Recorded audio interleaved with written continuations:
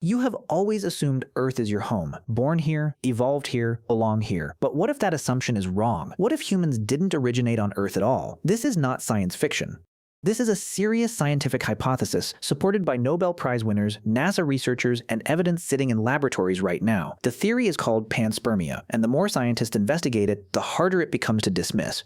Here is what makes scientists uncomfortable. Life appeared on Earth almost instantly. The planet formed 4.5 billion years ago. For 700 million years, it was a molten, boiling rock. Nothing could survive on it. Then, almost the moment it cooled, life appeared 3.8 billion years ago.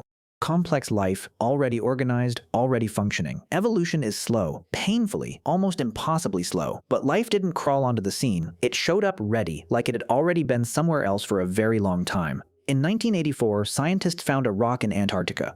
It looked ordinary, but it was not ordinary. Chemical analysis confirmed it came from Mars, ejected by an asteroid impact billions of years ago. It drifted through space for millions of years, then landed on Earth. The rock was named ALH 8471.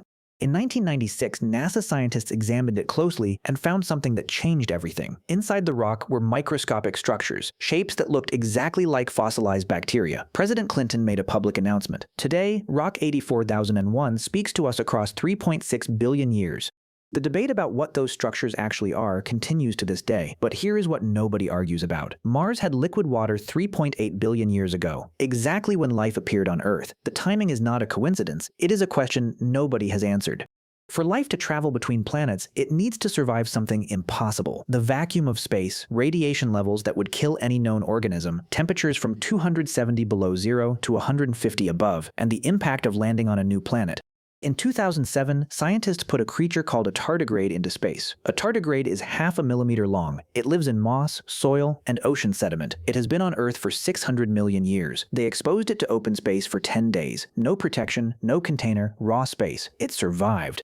Then they tested bacterial spores inside rocks, simulating the journey from Mars to Earth and millions of years of radiation and cold. Some survived that too. Life is not as fragile as we assumed. Under the right conditions, it can travel.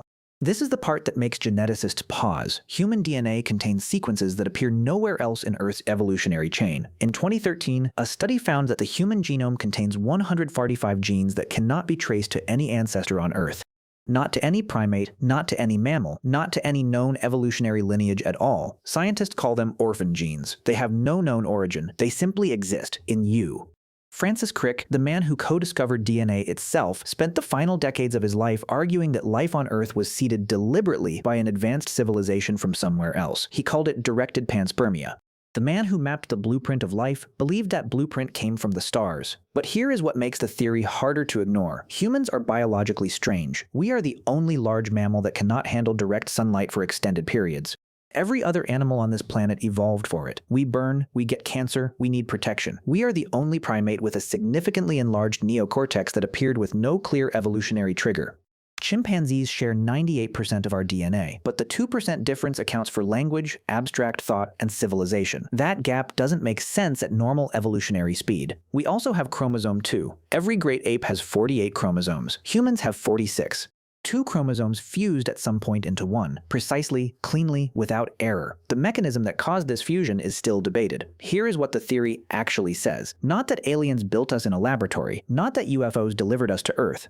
The actual scientific hypothesis is quieter and stranger. Life, microbial, simple, ancient, may have been traveling through space for billions of years before Earth existed. Inside rocks, inside ice, inside cosmic debris, drifting between solar systems, surviving, waiting. When Earth became habitable, something landed, and that something carried the seed of everything that would become you. If panspermia is true, the implications are enormous. It means life doesn't just exist on Earth. It means life spreads through the universe like pollen spreads through a field. It means every planet near a living planet is a potential host. It means we are not alone. We never were. We are just a branch of something much older, much larger, and still traveling. The next time you look at the night sky, consider this. Every atom in your body was forged inside a dying star. Every molecule of water you have ever drunk is older than the sun, and the life inside you may have arrived here from somewhere we have never seen. You didn't come from Earth. Earth is just where you stopped.